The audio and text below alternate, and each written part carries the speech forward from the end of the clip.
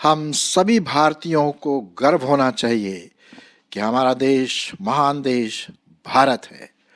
हम यहाँ के नागरिक हैं और ये हर एक नागरिक का कर्तव्य होता है कि हम अपने देश की रक्षा के लिए, अपने देश की सुख सुविधा के लिए, अपने देश के लिए अच्छाई के लिए, भलाई के लिए लगातार काम करते रहें और अपने देश के प्रति बहुत बिल्कुल निस्वार्थ रहें, देश प्रेमी बने रहें और अगर मौका मिलता है तो शहीद भी हो जाए। ये हर एक हमारे भारतवासी के जो भी हमारे निवासी हैं, नागरिक हैं, ये उनका कर्तव्य होता है। और साथ ही साथ ये उनका कर्तव्य होता है कि हमारा जो संविधान दिया गया है 26 जनवरी 1950 में और आज तक जब हम 75th एनिवर्सरी 75th गणतंत्र दिवस मना रहे हैं, तो हमें इस बात का एहसास होना चाहिए कि हम अपने देश की जो संविधान है उसका हम कर्तव्य पालन करें, उसका आदर करें और दूसरों को भी वही सिखाएं, क्योंकि हमारा जो संविधान है बहुत अच्छा संविधान है।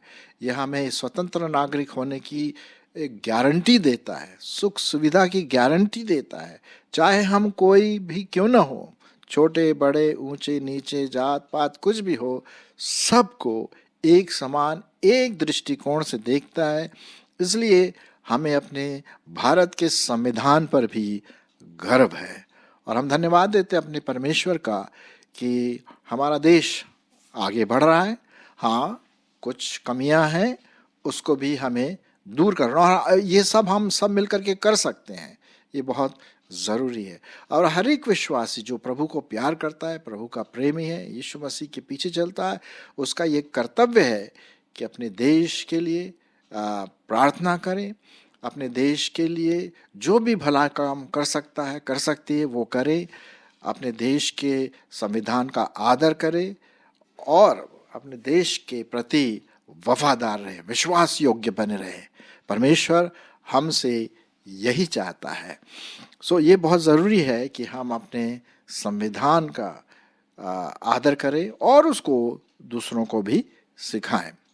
इसके साथ ही साथ मैं एक बात और बोलूँगा कि विश्वासी होने के नाते, प्रभु यीशु मसीह के पीछे चलने के नाते हमें इस बात का भी ध्यान रखना है कि एक हमारा आत्मिक संविधान है, हमारे इस देश में रहने का एक संविधान है, भारतवर्ष का संविधान है, उसे हम आदर की दृष्टि से देखना है और पूरे विश्वास योग्यता के साथ उसको पूरा करना है। साथ ही साथ हमारा जो आत्मिक संविधान है अर्थात वचन या बाइबल, उसको भी हम पूर्ण विश्वास के साथ ग्रहण करें और उस वचन के अनुसार चलें, क्योंकि ये हमारे आत्मिक जीवन की गारंटी देता है और वो है परमेश्वर का वचन। जिस प्रकार से आप देख रहे हैं कि जो चित्र यहाँ पर दिया गया है वो चित्र है वचन अर्थात बाइबल और उसके ऊपर अधिकार, सोल अथॉरिटी। इसके अलावा और कोई दूसरी आज्ञा नहीं है और ये हमारे लिए एक संविधान है।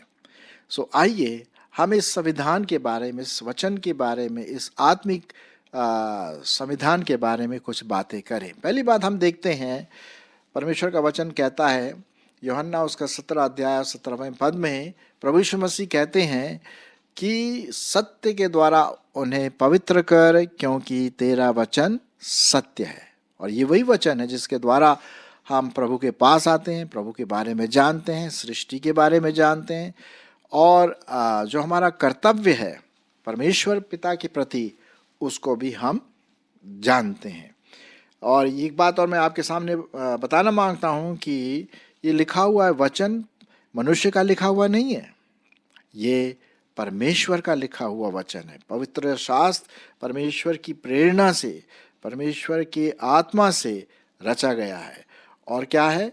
संपूर्ण पवित्र शास्त्र परमेश्वर की प्रेरणा से रचा गया है और उपदेश और समझाने और सुधारने और धार्मिकता की शिक्षा के लिए लाभदायक है, ताकि परमेश्वर का जन सिद्ध बने और हर एक भले काम के लिए तत्पर रहे। आपको और मुझको जितना हो सके हम भले काम करें, दूसरों के प्रति जो ज़रूरतमंद हैं दूसरों के लिए हम प्रार्थना करें, सहायता करें, भला काम करें जितना हो सके, क्योंकि ये हमारा संविधान कहता है कि हमें एक दूसरे के प्रति प्रेम और सहायता करना है। अब कुछ बातें मैं आपके सामने यहाँ पर रखना मांगता हूँ जो बहुत इंटरेस्टिंग है कि ये संविधान या ये वचन कितना सटीक है, कितना हमारे लिए प्रैक्टिकल है। चलिए हम इसको देख लेते हैं। मैं आपके लिए पढ़ूंगा भजन संहिता उसका 19 अध्याय और उसका 7 से 9। जरा देख लेते हैं यहाँ पर क्या लिखा हुआ है। सुनिए, यहाँ पर पहले मैं आपके लिए पढ़ लेता हूँ और उसके बाद फिर हम आगे बढ़ेंगे। भजन संहिता 19 उसका 7 और 8 पद, ठीक है, और 9 पद भी देख लेते हैं। यहोवा की व्यवस्था खरी है, वह प्राण को बहाल कर देती है। यहोवा के नियम विश्वास योग्य हैं, साधारण लोगों को बुद्धिमान बना देते हैं। यहोवा के उपदेश सिद्ध हैं, हृदय को आनंदित कर देते हैं। यहोवा की आज्ञा निर्मल है, वह आंखों में ज्योति ले आती है। यहोवा का भय पवित्र है, वह अनंत काल तक स्थिर रहता है। यहोवा के नियम सत्य और पूरी रीति से धर्ममय है। ये है साहब परमेश्वर का संविधान हम विश्वासियों के लिए, जो प्रभु को प्यार करते, वैसे पूरे मानव जाति के लिए है ना। तो चलिए थोड़ा सा इसके ऊपर हम टिप्पणी देख लें क्या लिखा हुआ यहाँ पर। पहले हम देखेंगे उसका 7 पद। भजन संहिता उसका 19 अध्याय और 7 पद लिखा हुआ है। पहली बात, यहोवा का वचन या व्यवस्था खरी है। खरी का मतलब बिल्कुल सत्य है, उसमें कोई मिलावट नहीं है ना। और ये खरा उतरता है, इसे वर्ड ऑफ इंटेग्रिटी, ये विश्वास योग्य करने लायक है, ये सत्य है। जैसे मैंने अभी शुरुआत में आपसे कहा था, प्रभु यीशु मसीह ने अपनी प्रार्थना में क्या कहा? सत्य के द्वारा उन्हें पवित्र कर, क्योंकि तेरा वचन सत्य है। तो यहाँ पर क्या है? यहोवा की व्यवस्था या यहोवा का वचन खरा है, बिल्कुल खरा। हम बोलते हैं ना टाटा नमक, खरा नमक, बिल्कुल शुद्ध बोलते हैं जिसको, जिसमें कोई अपवित्रता नहीं है, कोई विशुद्धता नहीं है, कोई उसमें गंदगी नहीं है, पूरा पवित्रता से भरा पड़ा है, खरी है। तो ये वचन है, ये हमारा कॉन्स्टिट्यूशन या हमारा संविधान है। फिर दूसरी बात हम देखते हैं कि यहोवा का वचन क्या है? प्राण को बहाल कर देती है। कहने का मतलब जब आप परमेश्वर का वचन पढ़ते हैं, मनन करते हैं, उस पर चलते हैं, तो वह हमारे जी में जी ले आता है। अब जैसे कि उदाहरण के रूप में गर्मी के समय यदि आप चल रहे हैं पैदल या कहीं से आ रहे हैं और आपको बहुत प्यास लगती है, और यदि आप किसी घर में जाते हैं तो सबसे पहले क्या दिया जाता है? पानी। पानी पिएंगे, ठंडा गर्म जैसे भी है। लोग गर्मी के समय यूजुअली ठंडा पानी पीते हैं। क्यों? क्योंकि उस पानी को पीने से हमारे प्राण में एक नया जीवन सा आ जाता है, प्राण बहाल हो जाता है, सेटिस्फैक्शन होता है, तृप्ति मिलती है उस पानी को पीने से। उसी प्रकार परमेश्वर का वचन भी जब हम पढ़ते हैं तो हमारे जीवन में ताजगी आ जाती है, और एक प्रकार से हम फिर से जग से जाते हैं, प्रफुल्लित हो जाते हैं। तो परमेश्वर का वचन क्या है? प्राण को बहाल कर देता है। फिर तीसरी बात क्या है? परमेश्वर का वचन, ये लिखा हुआ यहोवा के नियम विश्वास योग्य है। वो इसलिए विश्वास योग्य है क्योंकि इसको किसी मनुष्य ने नहीं लिखा। ये वचन परमेश्वर ने अपनी आत्मा के द्वारा लिखा गया। तो नेचुरली स्वाभाविक है कि वो तो झूठ तो नहीं बोलेंगे, परमेश्वर तो झूठ नहीं बोल सकता है ना, वो तो पवित्र परमेश्वर है, और वो हमारे बारे में ही सोचेगा, हमारे फायदे के लिए ही सोचेगा। तो ये विश्वास योग्य करने लायक है परमेश्वर का वचन। ये है हमारा संविधान। जी हाँ, आत्मिक रीति से हमें ये बढ़ाता है, हमें सिखाता है कैसे चलना है, कैसे रहना है, कैसे दूसरों के साथ व्यवहार करना है, प्रेम का व्यवहार, एक दूसरे की भलाई, एक दूसरे की सहायता, कितनी अच्छी बात है। इसलिए विश्वास योग्य है। और फिर लिखा हुआ है साधारण लोगों को बुद्धिमान बना देता है। साहब एक और चीज सुनिए इस संविधान के बारे में, इस वचन के बारे में क्या है। ये वचन जब हम पढ़ते हैं, सुनते हैं, मनन करते हैं, विचारते हैं, तो ये हमारे दिमाग में बुद्धि पैदा करता है, सोच समझने की सामर्थ्य देता है। यही तो लिखा हुआ है ना, साधारण लोगों को क्या बना देता है, बुद्धिमान बना देता है। अगर आप जितने भी साइंटिस्ट हुए हैं, ज्यादातर साइंटिस्ट क्या है, क्रिश्चियन बैकग्राउंड से है, विश्वासी बैकग्राउंड से, जो परमेश्वर के वचन से प्यार करते हैं। और वो क्या उन्होंने कहा कि जो बुद्धि हमें मिली है वो परमेश्वर के वचन के द्वारा जब हम पढ़ते हैं, मनन करते हैं, तो हमें सोचने समझने की सामर्थ्य देता है। हम बुद्धि में तेज हो जाते हैं। अल्बर्ट आइंस्टाइन जो 19वीं शताब्दी का बड़ा भारी जबरदस्त साइंटिस्ट था, उसने ये कहा परमेश्वर जो बोलता है वो करता है। Whatever God says, he will do it. इतना महान साइंटिस्ट ऐसी बात बोले तो सोचने वाली बात है, वो बुद्धि देता है। ओके, सो साधारण लोगों को वो बुद्धिमान बना देता है। फिर 8वां पद में क्या लिखा है, यहोवा के उपदेश सिद्ध हैं, परफेक्ट हैं, सत्य है, विश्वास योग्य है, खरा है। जैसे कि अभी मैंने आपके सामने पढ़ा, सिद्ध, उसमें कोई इम्परफेक्शन नहीं है, कोई हल्की बात उसमें नहीं पाई जाती है। आप जानते हैं परमेश्वर का वचन 2 भागों में बांटा गया है, पुराना नियम और नया नियम। पुराने नियम में ज़्यादातर सृष्टि के बारे में और इज़राइलियों के बारे में, किस प्रकार से परमेश्वर ने इज़राइलियों को मिस्र देश से निकाला और इस तरह की बातें पढ़ते हैं, और किस प्रकार से परमेश्वर इज़राइलियों का परमेश्वर था और अपने वचन उन लोगों के द्वारा हम तक पहुंचाया। फिर नए नियम हम देखते हैं प्रभु यीशु मसीह के बारे में, उसके जीवन के बारे में, और किस तरह से उसका प्रचार हुआ जगह जगह पूरी दुनिया में, और वो हमारे भारतवर्ष में भी आया। तो हम देखते हैं ये सब दोनों वचन, पुराना नियम और नया नियम जो है, ये सिद्ध हैं, सत्य हैं, कोई मिलावट नहीं है इसमें। इसीलिए हमारा अटूट आत्मिक संविधान बन जाता है।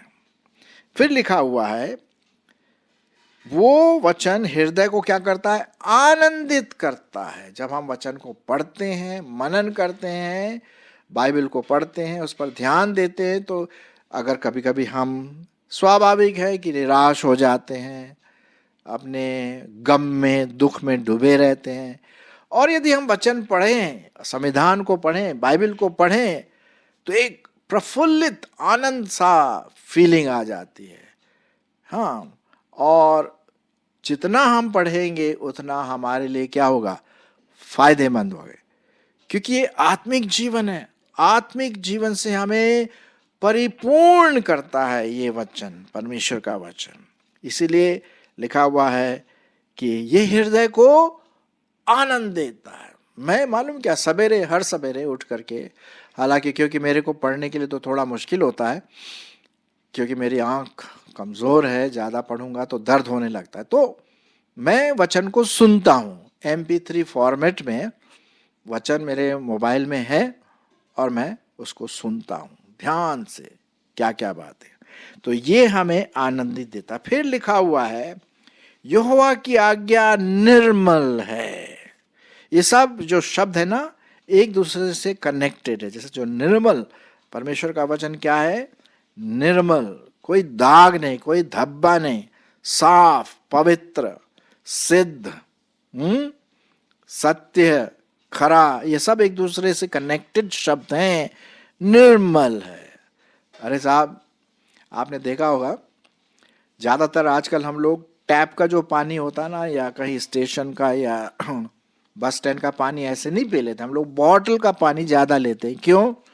क्योंकि हमें पता है कि जो नल का पानी आता है उसमें गंदगी रहती है, और अगर हम वो पिएं, अगर हम बॉटल का पानी पीते हैं जो शुद्ध होता है, और फिर उसके बाद नल का पिएं ऑर्डिनरी, तो हो सकता है बीमार हो जाए। कई लोग बीमार नहीं होते हैं क्योंकि वो उनका पेट बिल्कुल ठीक रहता है। लेकिन जो बॉटल का पानी, जो शुद्ध वाला, जैसे मिनरल वाटर जिसे कहते हैं, उसको वो पीने के आदी हैं और दूसरा पानी पिएंगे तो मुश्किल हो जाता है। क्यों? क्योंकि जो मिनरल वाला पानी है वो थोड़ा शुद्ध रहता है। उसी प्रकार से ये परमेश्वर का वचन क्या है? निर्मल है, हमें भी निर्मल करता है, पवित्र बनाता है। और फिर लिखा हुआ है वह आंखों में ज्योति ले आती है। अरे साहब, ये भी एक ब्लेसिंग है, आंखों में चमक। जब हम परमेश्वर का वचन पढ़ते हैं, अब मुझे नहीं पता ये शारीरिक रूप से आंखों को ठीक करता हो, मुझे नहीं पता, हो सकता करता हो, मैं तो कह नहीं सकता। ये तो वचन है, परमेश्वर का वचन है, हो सकता करता हो। जितना हम परमेश्वर का वचन पढ़ें उतना वो हमारी आंखों पर असर डालेगा। लेकिन आत्मिक रीति से तो हमें नई नई बातें सिखाता है। आंखों में ज्योति लाने का मतलब ज्यादातर आत्मिक रीति से हम आत्मिक चीजों को देखते हैं विश्वास के द्वारा, है ना। और उस विश्वास की ज्योति से हम परमेश्वर का वचन और अधिक पढ़ते हैं, है ना। तो ये बहुत जरूरी है। फिर उसके बाद 9वां पद, ये है संविधान। हमारा संविधान जो परमेश्वर का वचन है उसके बारे में यहाँ पर बातचीत हो रही है, ठीक है। 9वां पद, यहोवा का भय पवित्र है, वह अनंत काल तक स्थिर रहता है। यहोवा के नियम सत्य और पूरी रीति से धर्ममय है। पूरी रीति से क्या है? धर्ममय, मतलब धार्मिक चीजों में, आत्मिक चीजों में हमें बताती है कि हमें हमारा जीवन कैसा होना चाहिए। हमारा जीवन पवित्र होना चाहिए, हमारा जीवन सत्य से भरा होना चाहिए, हमारी बोलचाल दीनता से होना चाहिए, हमारा स्वभाव प्रेमी होना चाहिए, एक दूसरे की भलाई करने वाला होना चाहिए। और ये हमें कहाँ से मिलता है साहब? ये तो हमें आत्मिक संविधान अर्थात बाइबल जो परमेश्वर का वचन है उसी से हमें प्राप्त होता है। तो ये विश्वासियों का एक संविधान है। हालांकि ये सभी मानव जाति के लिए है, लेकिन कुछ है जो शायद इस पर विश्वास न करते हों, लेकिन ये है मानव जाति के लिए, और विशेष करके जो विश्वासी हैं प्रभु में, उनके लिए ये वचन बहुत बहुत इम्पोर्टेंट है। ये सत्य से भरा पड़ा है, जी हाँ, और सत्य की गवाही ये देता है। आशा है कि आज आपने इस जो आत्मिक संविधान है, विश्वासियों का संविधान है, बाइबल अर्थात वचन, परमेश्वर का वचन, उसके बारे में ज़रूर थोड़ा सा ध्यान दिया होगा। मैं फिर से आपके लिए पढ़ देता हूँ। भजन संहिता 19 उसका 7 से 9। यहोवा की व्यवस्था खरी है, वह प्राण को बहाल कर देती है। यहोवा के नियम विश्वास योग्य हैं, साधारण लोगों को बुद्धिमान बना देते हैं। यहोवा के उपदेश सिद्ध हैं, हृदय को आनंदित कर देते हैं। यहोवा की आज्ञा निर्मल है, वह आंखों में ज्योति ले आती है। यहोवा का भय पवित्र है, वह अनंत काल तक स्थिर रहता है। यहोवा के नियम सत्य और पूरी रीति से धर्ममय हैं।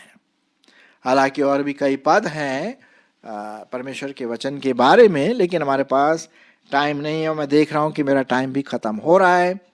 लेकिन आशा है कि आप इस आत्मिक संविधान को, मसीही संविधान को, विश्वासियों के संविधान को और ज़्यादा आप ध्यान देंगे, उस पर मनन करेंगे, उसको पढ़ेंगे इस बाइबल को, और इसके बारे में दूसरों को भी बताएंगे। तो पहली बात, हम अपने संविधान जो हमारे भारतवर्ष का है, हम उसका आदर करें, हम अपने संविधान के प्रति, भारतवर्ष के प्रति विश्वास योग्य रहें और एक दूसरे की भलाई में लगे रहें। दूसरी बात जो महत्वपूर्ण है वो है आत्मिक संविधान अर्थात बाइबल, उसका हम पूर्ण आदर करें, उसमें लिखी हुई बातों को माने, क्योंकि इससे हमारा परमेश्वर प्रसन्न रहता है। परमेश्वर हमारी इन बातों में अगुवाई करे।